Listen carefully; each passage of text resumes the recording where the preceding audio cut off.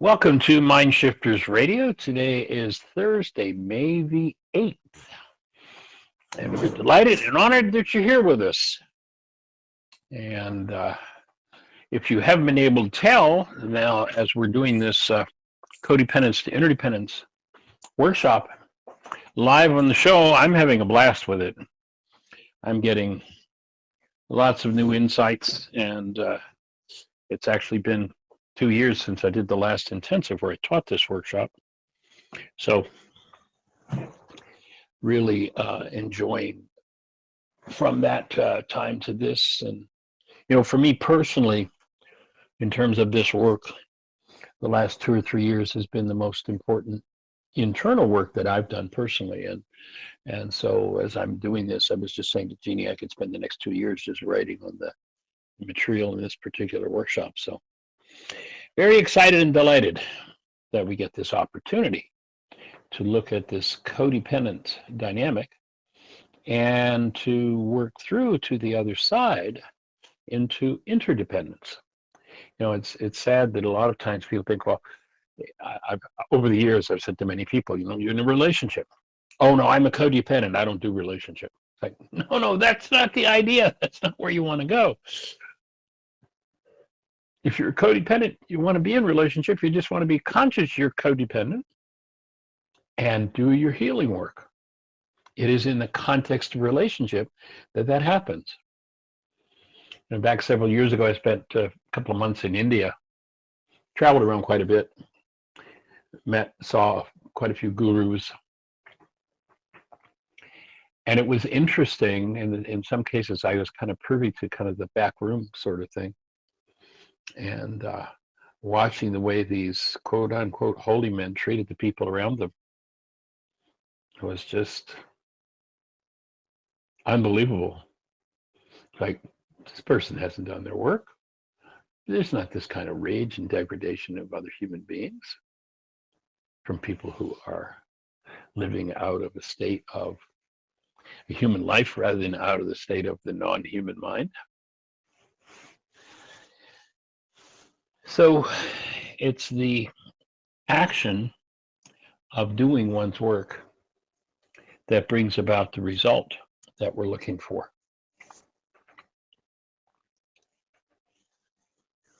And, if one wants to truly heal, one of the first criteria is you've got to live in truth.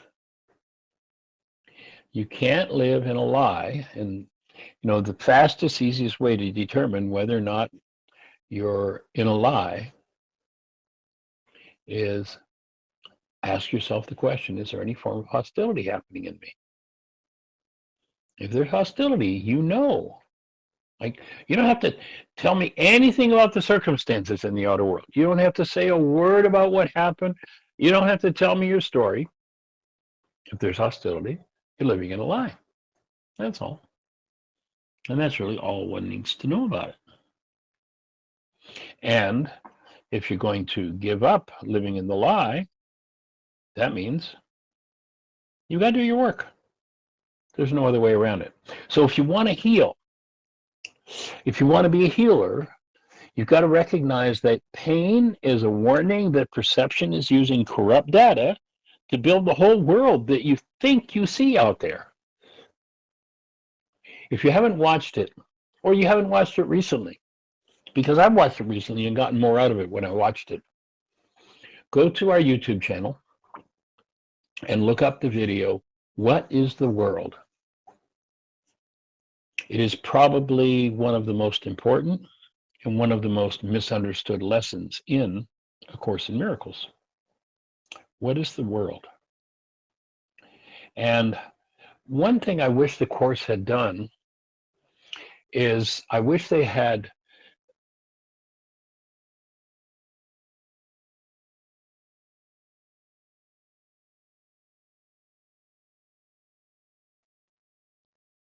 excuse me, I think my screen went off there.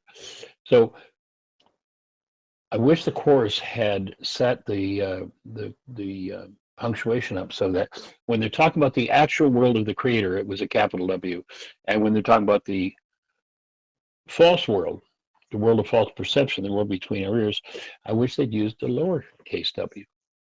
I hear Hegel all the time say, well, we made the world. It's like, well, let's listen to the Course.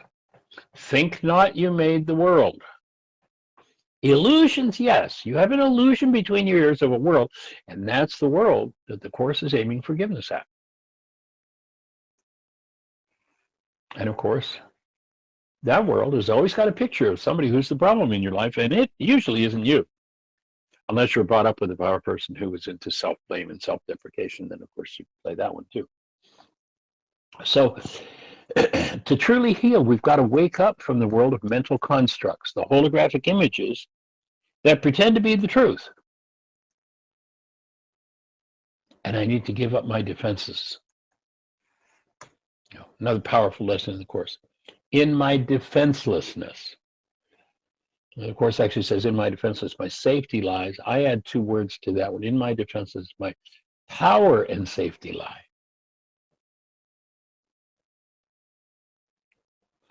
If you have a defense about anything, you know that within you is the energy of having been attacked.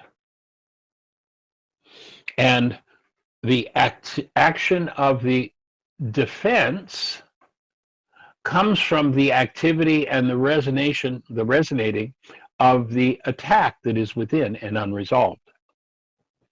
And the deeper the pain and trauma is, the louder the energetic field is that radiates from us, that calls for someone to attack us. So I have to give up my defenses. They are the things that draw attack. Instead, what does the world usually do? Well, you are the problem, so I'm going to remove my love from you. I don't love you anymore, says the non-being mind.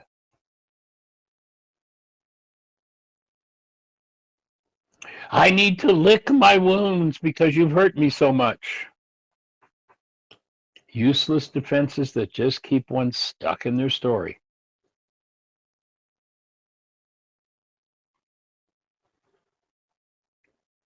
If you, quote unquote, remove your love from anyone, because that's done with smoke and mirrors, you just removed your own human life, your own state of being, from your own physiology.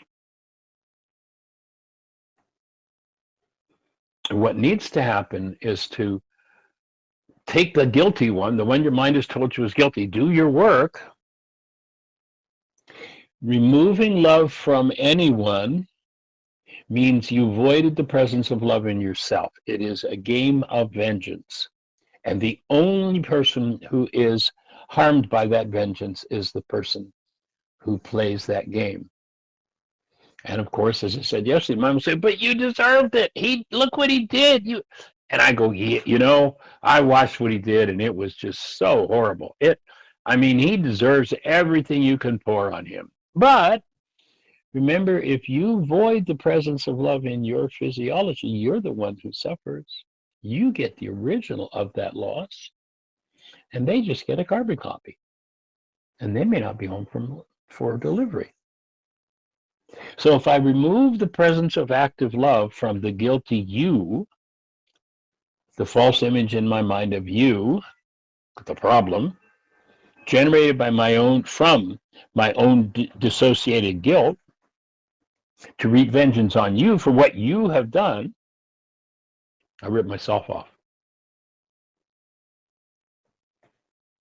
Because I've given up my own human life. When instead I do the actual work of forgiving what is in my mind, and remember that there are two minds. There is what was called the mind of man in the ancient teachings, and then there was the mind of Christ.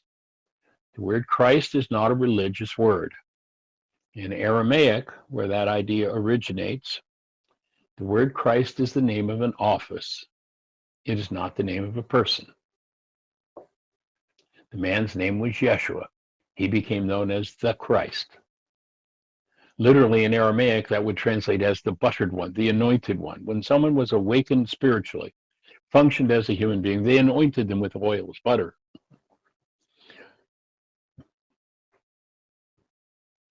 But if I rip myself off from my human life, instead of doing the work of forgiving what's in that carbon-based memory that prompts me to play this vengeance game of punishing them, what I need to be doing instead is to forgive what is in the mind of man in me. And you remember that passage where Yeshua comes out of the Garden of Gethsemane, the high priest servant's been injured, and Yeshua directly addresses Peter as Satan. And he says, "Get thee behind me, Satan." And he tells you exactly what he means. For you think in the mind of man rather than the plan of love. If you're stuck in carbon-based memory, if you took your body into a laboratory and said, "Hey, chemist, tell me what this body's made of." And they broke it all down and came back. You know what the base element of your body is? It's carbon.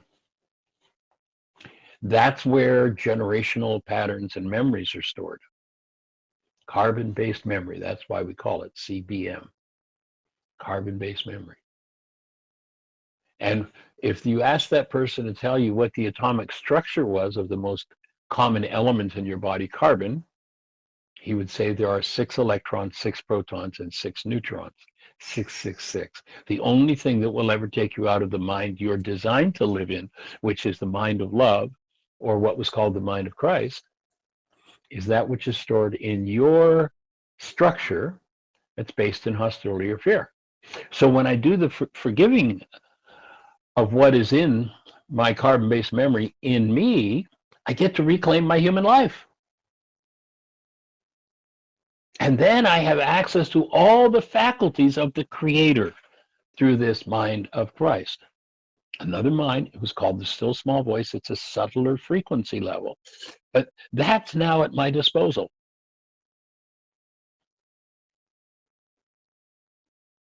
One of the attributes, aside from describing this human state as being love, is compassion. Remember, we've been playing the game of how everybody else is to blame. That puny garbage of the non-being mind, the hate, the rage, the resentment, the grief, the loss, the pain, the vengeance. As you do your work, because they are energetic patterns, and each time you engage in forgiveness, you shave off another level of that energy, all of those things of man become a faint memory. They can no longer even be generated by the mind. This is what Longfellow, the poet, was describing when he said, if we look into the lives of our quote-unquote enemies, we would see sorrow and suffering enough to disarm all hostility. Longfellow was talking about the experience of living from the higher faculties, the faculties of the soul, or what were called the 5 smooth stones of David. Carbon-based memory, the mind of man, was represented in that story, in that metaphor, by Goliath. The monster in our own minds has to be defeated, has to give up the throne of governing perception. And remember that each time you forgive, what you're doing is, because perception is driven by goals, every time you cancel a goal, and this is just such a genius piece of information that came out of Yeshua's mouth 2,000 years ago. When you cancel a goal, that construct we would call Goliath in this metaphor collapses. And David, the little guy who couldn't even wear armor, he was so small, has 5 smooth stones. They're the spiritual faculties, the higher faculties. And when we strengthen our being, those faculties come into play. And once one lives in being rather than in the monster in the mind Goliath, the hostility and fear-based warrior that wants to fight, that, has all these skills and, bulging neck muscles, stands taller than any man they've ever seen, has swords and spears and shields. Once you defeat that monster in the mind, the word enemy will disappear from your life. Your mind will no longer be able to generate enemy. What you'll see is someone in so much trauma and so much pain that just like you once were, and this I'm saying applies to probably all of us. I haven't met anybody it doesn't apply to.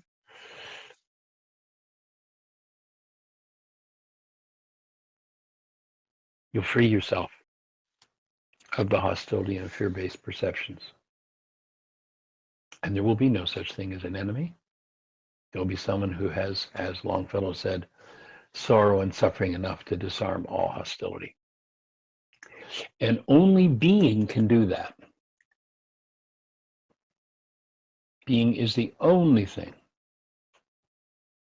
The mind with unresolved hostility or fear, when activated by someone else's hostility, fear, or pain, can only generate a perceptual construct, the mind of man, carbon-based memory, Goliath, based in hostility or fear type interpretations. You've got to shift from where the non-being mind is the governor of your perception. No matter what you're looking at someone who's in a horribly traumatic situation. You know what the world says?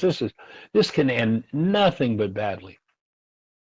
And if you haven't resolved the things in you, the beliefs in you, the energetic patterns in you about this can do nothing but end badly, just by observing that person that you're so compassionately caring of and want to help, energetically, you're driving them into the ground.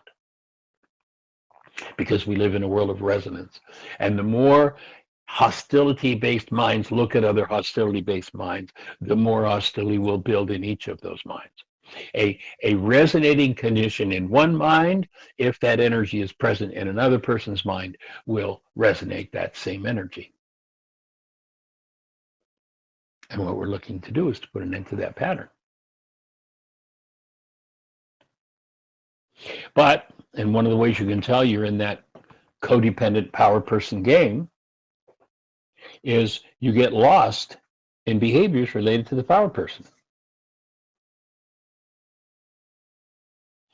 What do the codependent and God have in common?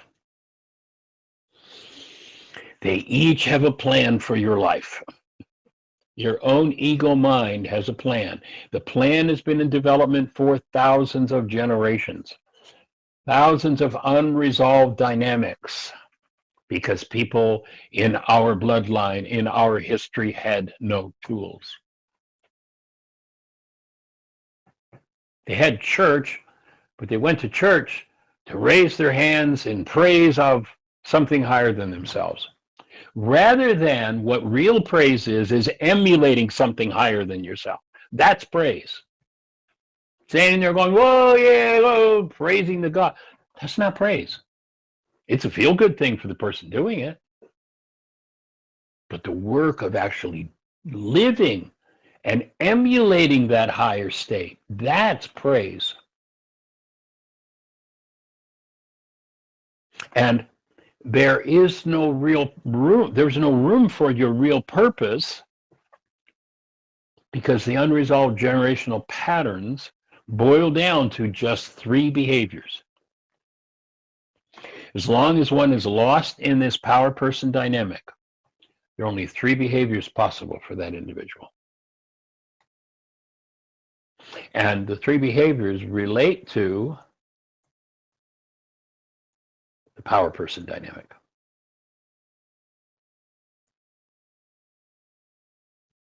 The 3 behaviors are based on the development of this power person game. So how do these behaviors get instilled into a mind?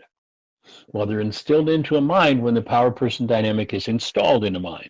How is the power person dynamic installed in a mind? 3 things have to occur. 1, The person who's a power person, and it's usually going to be a parent and involved with the child, has more power over the child than the child has. That parent is not functioning as love. They're not functioning as a human being. They're functioning out of some form of hostility or fear. And the child perceives the situation as survival. Imagine physiology is not physical, but it is an energy system. When those three conditions are met, the energy field opens wide and it becomes a sponge, and it literally absorbs every energy in the environment, spoken and unspoken.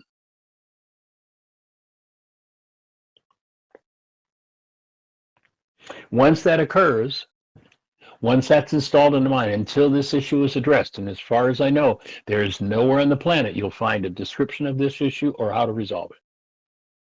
I've never seen it anywhere. I've looked. I've been to India. I've been to China. I've been to Tibet. I've been all over, and I've looked at everything. You won't find it anywhere. But once those three conditions are met, this power person dynamic is instilled in a person's mind, and from there on out, their lives will be controlled by one of three behaviors. And the behavior that they're going to do, whether they want to do it or not, the behavior they're going to do will be related to the power person, and depending on the level of stress one is under, the level of stress will determine which of the three behaviors is going to be acted out. So these behaviors are forced on self by the non-being mind. Let's see if that has ever happened to anybody. Has anybody here ever said, wow, that I did that and it's terrible and I'm never going to do that again? And once you had the thought, I'm never going to do that again, that was it, right? You never did it again, right? Liar, liar, pants on fire. If that power person dynamic is in your mind and the stress is up and the chips are down, you're going to do that behavior again until you go in with forgiveness and chip away. And these are the ones, when they said to Yeshua, how many of these darn worksheets do we have to do anyway? Is 7 enough? And Yeshua says, no, 77 times 70. What's that mean? An infinite number of times till you're complete with that power person dynamic is how many times you're going to need to forgive.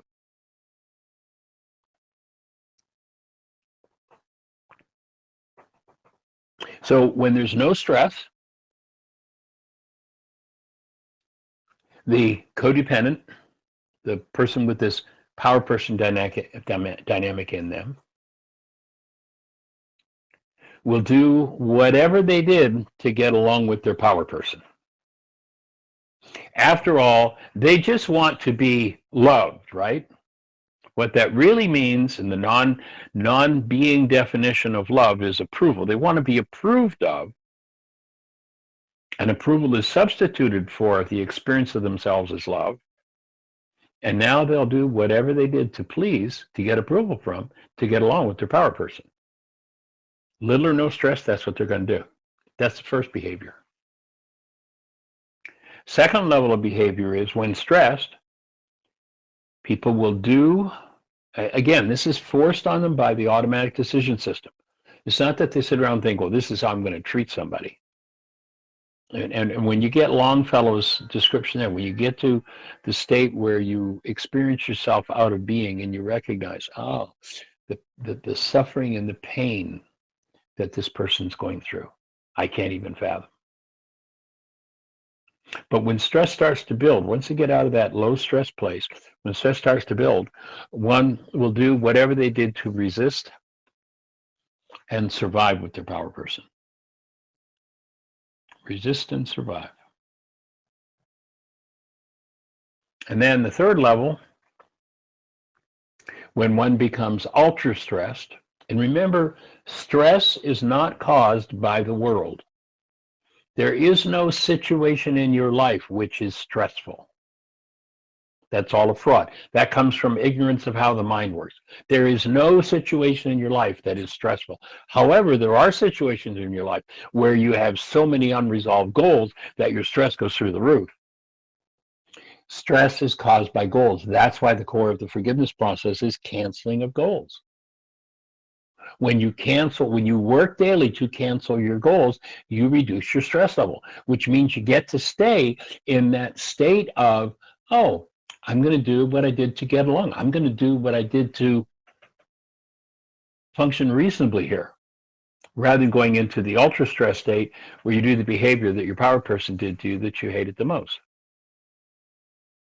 So when ultra stressed, everyone unleashes whatever the power person did to them that enabled the power person to win over them and control them. And to do that 30, 40, 50, 80 years later, still going on if the thing is that dynamic's never been addressed. To do that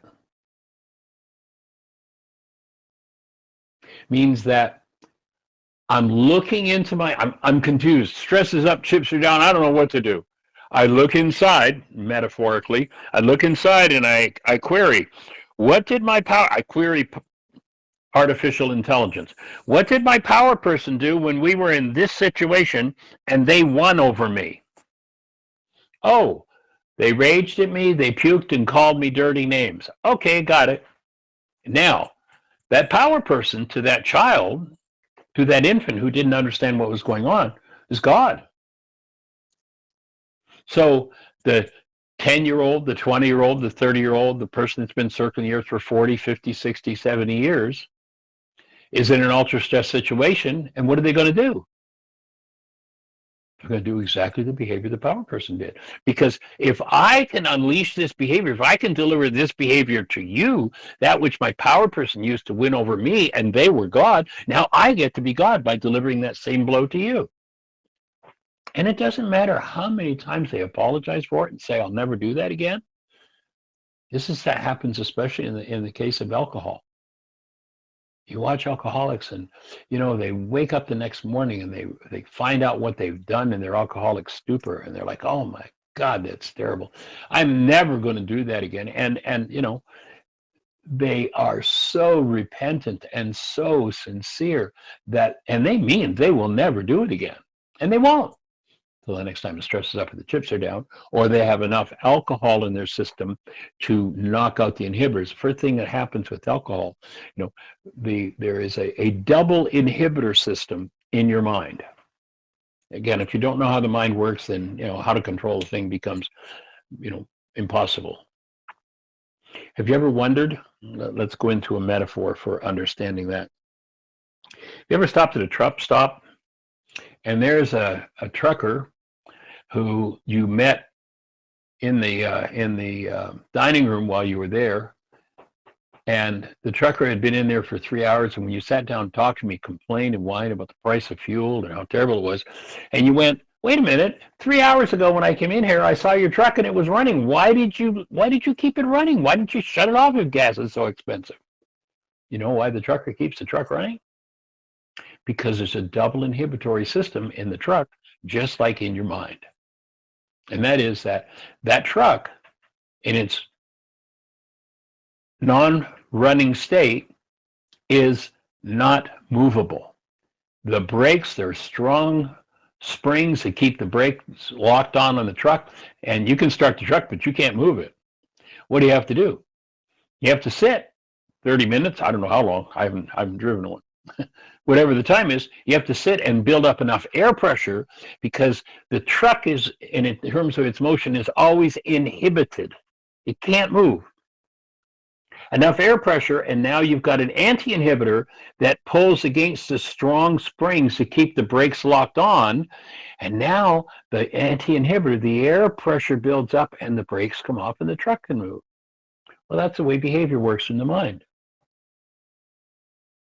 There are inhibitors, and there are anti-inhibitors.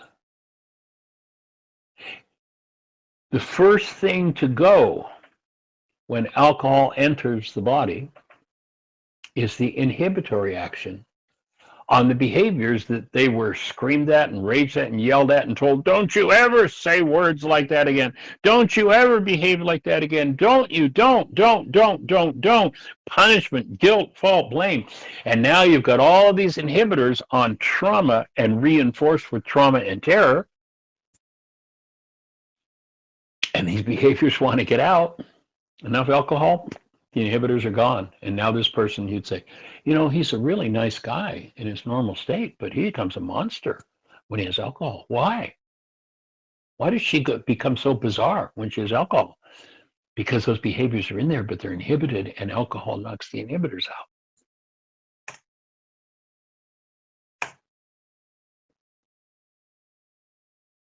Hostility and fear-based behaviors, when one is ultra-stressed, will take over and will be unleashed on whoever's present in order for that individual who's ultra-stressed to win or control the situation. And the only solution to that is to clean out the inhibitor energy. Well, how do you do that, Michael? It's called forgiveness. The solution is not doing anything, i.e. going out and doing something about what's going on. It's about going inside and carrying out the work required to access and undo those hidden parts of the mind.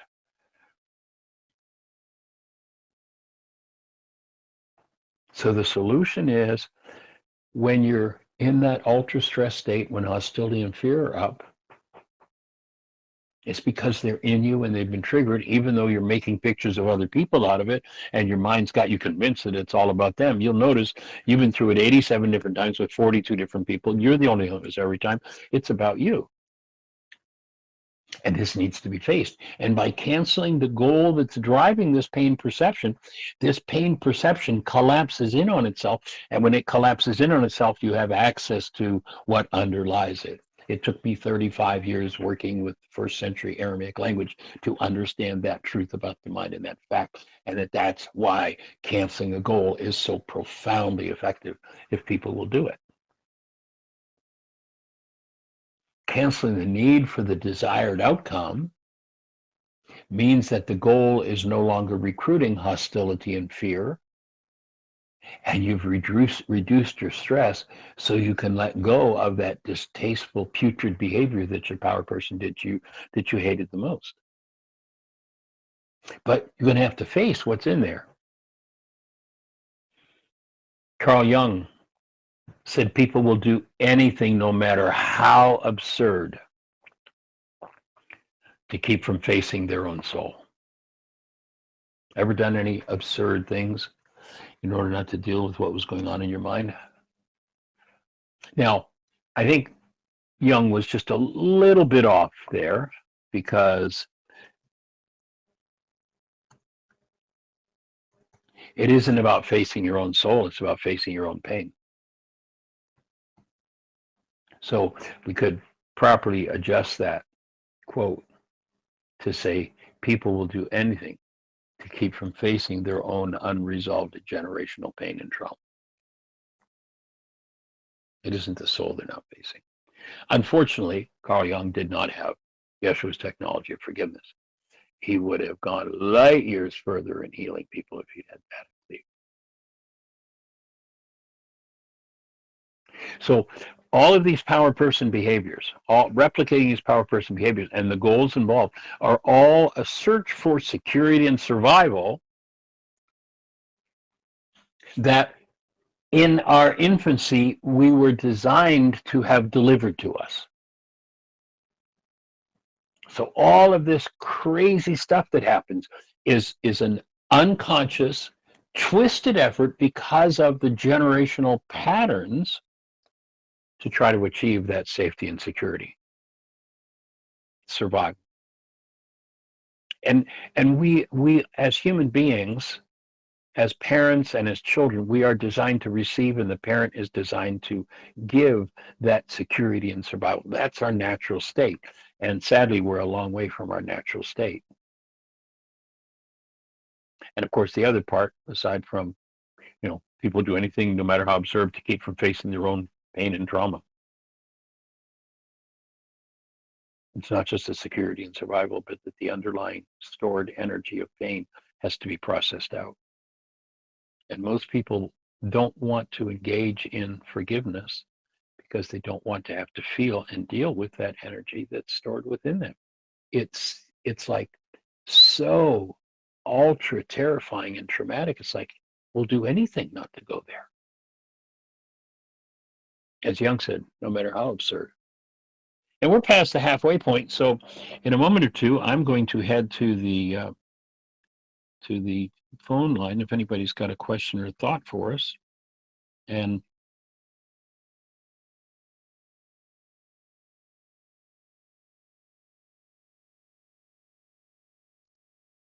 get pretty intense. And let's see. Dawn is saying, we've now got an American Pope. Wow, that's interesting. The one world, universal religion away.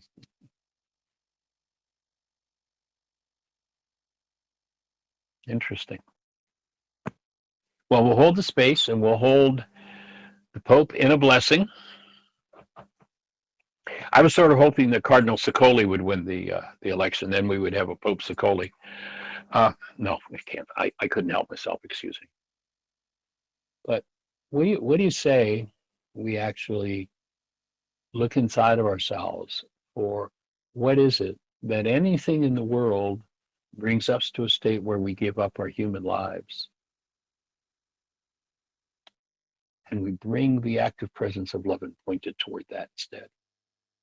We say we join in that, moving into that healed state. Because security will never come from fighting against what's out there. It'll only come from living out of being. Security in a state of hostility or fear, because hostility or fear are a call for attack, will always result in attack. And as long as one does not access the underlying mind energy, the thoughts, the energetic patterns that create this free floating anxiety that so many people feel,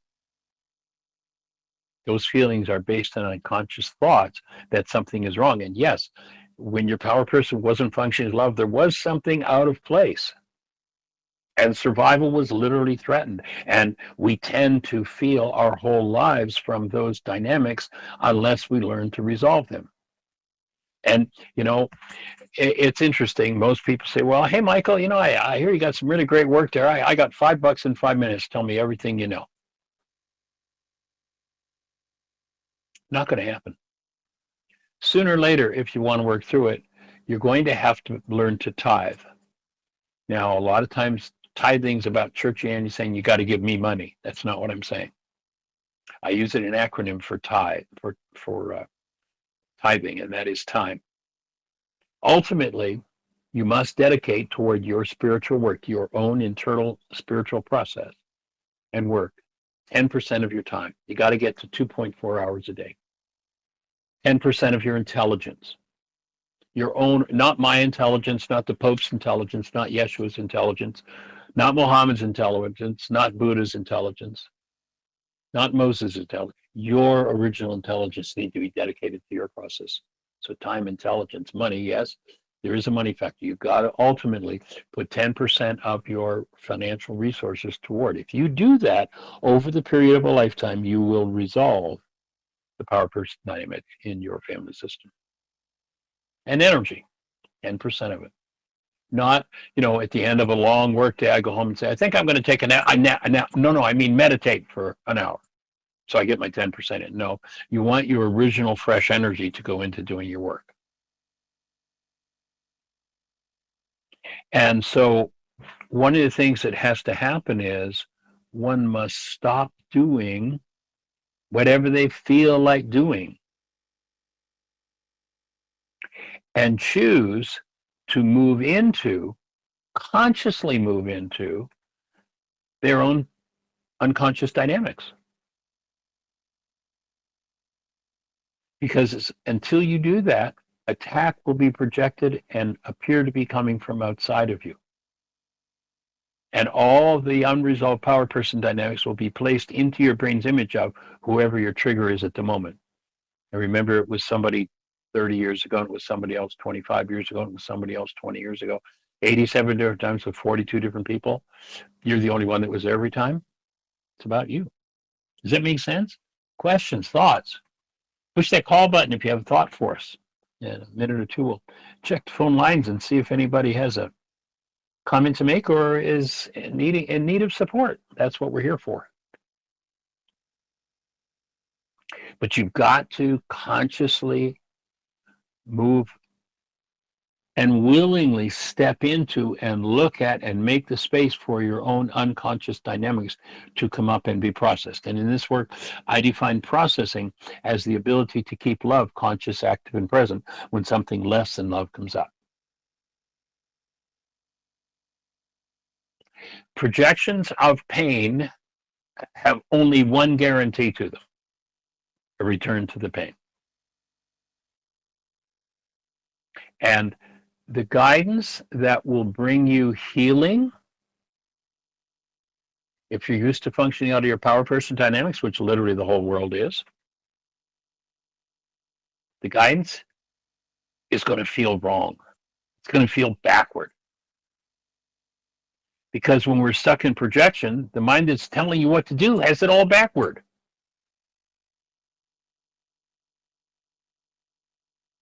So now we're going to ask you to pull out the power person worksheet, or not the power person worksheet, pardon me, the codependence worksheet that you did the first show. I'm not even sure how many shows we've done on the this codependence to interdependence workshop yet. We'll be doing a few more. But remember that first one, you made a list of everybody who offended you, the nature of their offense, your punishment thought, and your advice to them. Remember, the advice we asked you to give was this person who maybe seems to be your arch enemy right now because they're resonating your power person dynamic. If they were a cherished equal, what would you be telling them to do? So we want you to go to that list. You had 4 lists, and the 5th column we asked you to leave blank. So now we're going to ask you to do a brief, and this is going to be a homework assignment. There's not going to be time for us to do it here in the context of the radio show. And when I finish this assignment, we'll check on the phone lines and see if there are any questions.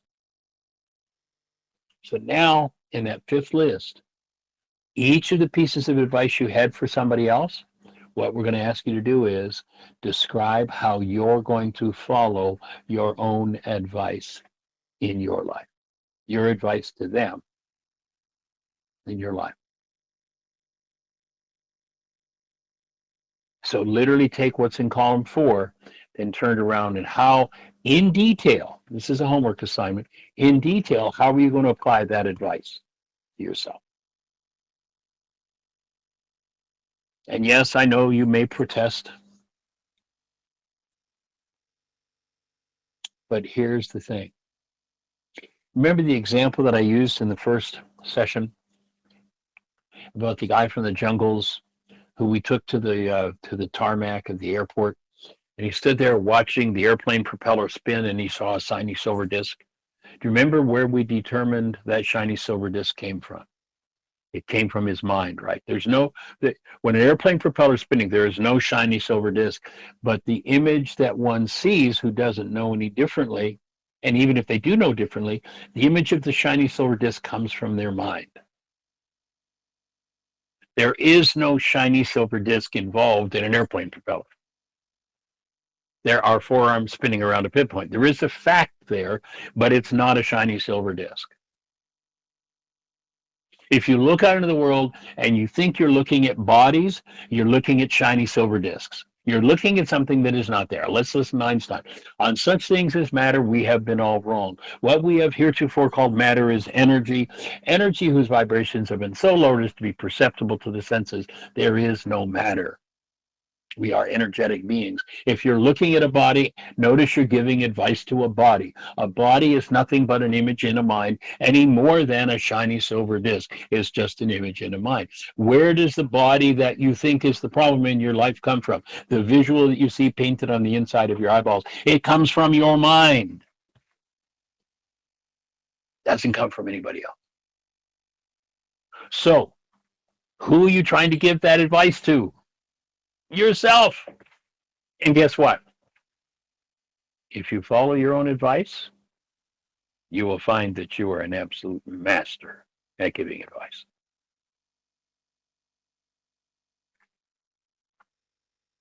So I hope that's fitting and making sense. Homework assignment. Take each piece of advice you had for everybody at any time in your life. Remember, I asked you this homework assignment in the first workshop was to literally go back through everybody in your life and do that worksheet with them. If you want to get a copy of that worksheet, you can go to whyagain.org and put in the search term codependence. And that will take you to the worksheet. You can download free. So once again, I'm going to just check the phone line, see if anybody's got a question or thought for us.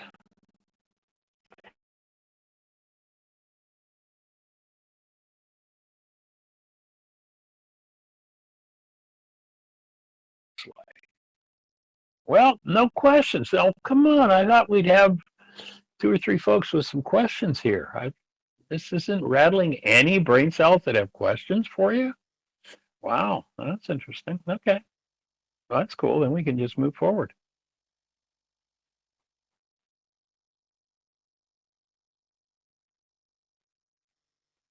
So there's a thing, next step, that we want to recognize. There's a thing that I like to call relationship replacement. So at the same moment as this unconscious carbon-based memory activity was going, as we developed the false image of that person out there, we also develop a false image of self.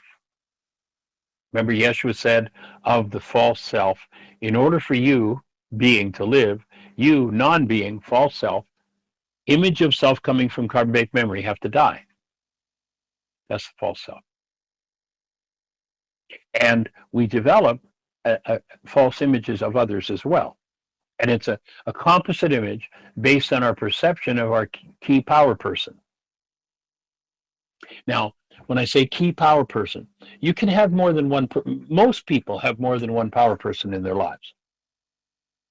They might have one person who's a power person in regard to, let's say, relationships.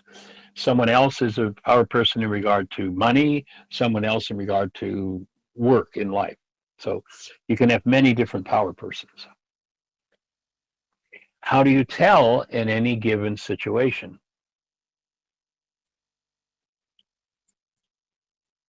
When the stress is up and the chips are down, you're doing a behavior that replicates what one of your power people did. And that's what takes you out of that. Replicating that energy is what takes you out of the mind of love, or what was called the mind of Christ in you. So how do you tell who your key power person is in any given situation? Whose behavior are you replicating? This is usually the place where Jeannie steps in. And by the way, Jeannie's rocking. She's doing really well. She's doing a lot of resting.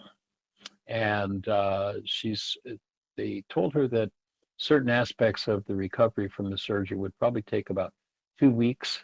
And she's now on the 3rd day, and she is showing signs of those things that aren't supposed to show up for 2 weeks.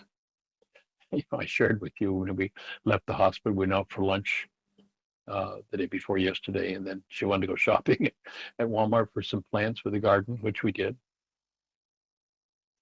And then yesterday we went out and went shopping for more plants. She was feeling good enough to do that.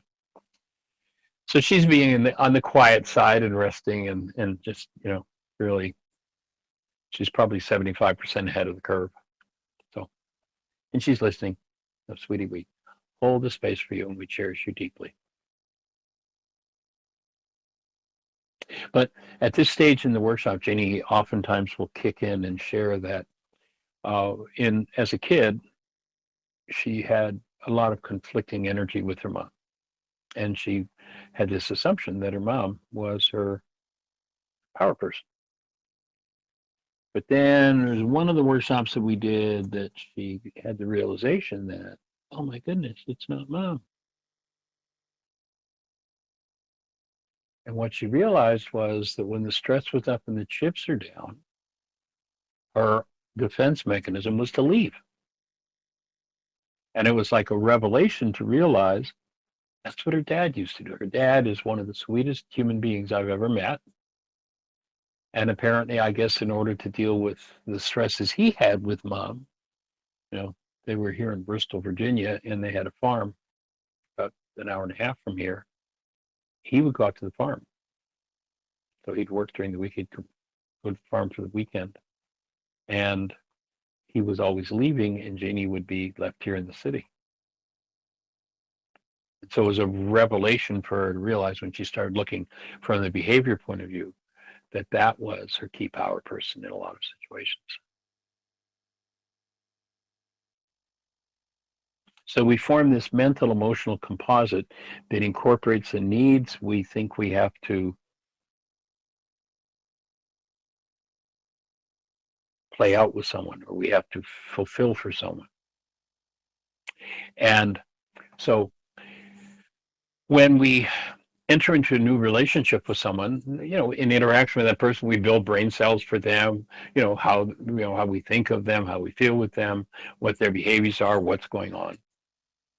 And when two people build relationship based on that, each of them doing that, things are usually pretty cool. We're on our honeymoon. This is the honeymoon phase, people say. And then one day they say the honeymoon is over. What happened? Well, I have this composite image in my mind of self. That's the self that Yeshua said needs to die in order for you to live. And there's this composite image of the other in my mind. If I'm relating to this person as an image in my mind rather than as a being, then I'm relating to them as an object. And when that person violates a goal that I hold for my power person, and most people can remember exactly what happened. The day they said the honeymoon is over. Everything was rocking along, and that person violated a goal that you held, an important goal that you held for your power person. A goal where the pain has not been worked out around that, whoever that power person is. And that mental emotional composite, that internal image, that non-being picture we have created of them, the power person, now is used, the file through which we see this person. And again, the honeymoon is over is the key comment in relationship here. Because what happens is before that occurs, before the power person dynamic kicks in with this person, we relate to them out of the file we built on them. And so everything's kind of cool. And, they're who they are and they function the way I know they function. But then the day that they violate an important goal I held for my power person, what happens is I no longer take the information out of the file, so to speak, in my mind that I've built about them. I now pass my understanding of them through the power person file. So the mental emotional composite, the internal image, the non-being picture we have of the power person now takes the place of this person I'm in relationship with.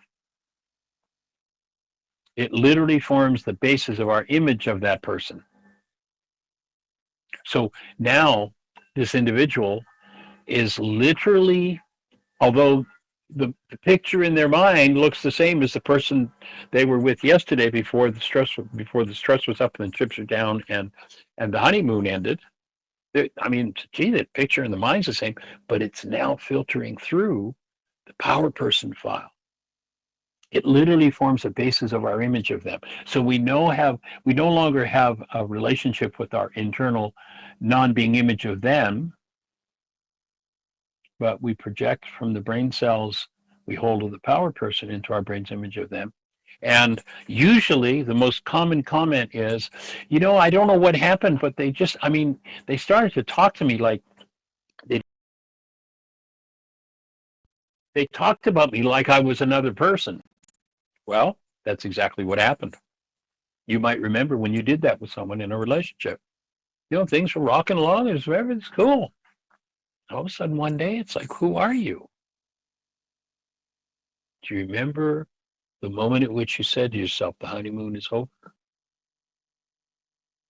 Remember they talked to you, they talked about you like they didn't know who you were? Because they didn't. They had substituted, they had dressed their brain's image of you in all the unresolved emotional baggage of the power person. And when that happens, when the stress is up and the chips are down in the relationship and the honeymoon is over, each person in that relationship is now back in full-blown relationship with their power person. Another powerful statement from Carl Jung. He says the greatest burden of the child is the unlived life of the parent.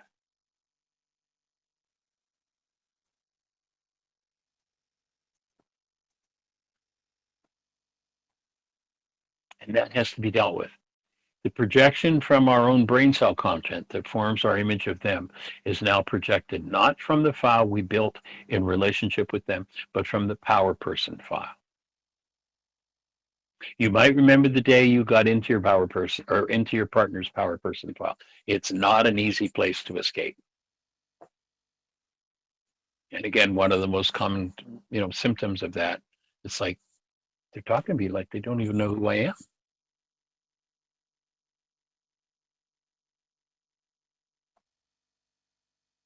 And if you're ever going to clean, if that's happened, this is the interdependent step here, moving from codependence to interdependent, where we can count on each other. You've got to cancel the goal related to the behavior that you want them to be doing, where they violated a goal that you held for your power person. And by doing that, you clean out all the links that have hooked up to your brain's image of them and caused you to think the honeymoon is over. And when you do that, the honeymoon will kick back in 10 times as exciting, 10 times as sweet, 10 times as powerful. But you got to be motivated to do the work. And until that power person image in your mind, the one that you formed as a child in relationship to your power person, is forgiven, you will be attracted to anyone who resonates or acts like that. Because unconsciously, the relationship with them will present the mind with the opportunity to work it out and survive one more time.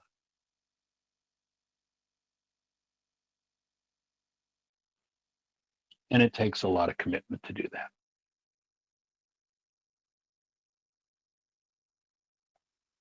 And we are here to support you in that commitment, holding the space. By the way, if you missed Dr. Tim's show today, you can go to our website under go to the microphone on whyagain.org and you'll see how to connect. Dr. Tim, because of the problems we've been having with Needle, shifted over to Zoom. And we're hoping that we're going to get some resolution soon so that we'll be able to get this whole thing back into full function, get Dr. Tim back on this. But in the meantime, if you would, go to whyagain.org. There's a microphone in the middle of the page, Mind Shifters Radio. Click on that and just drill down. You'll find the instructions for getting the Zoom link or the Zoom phone.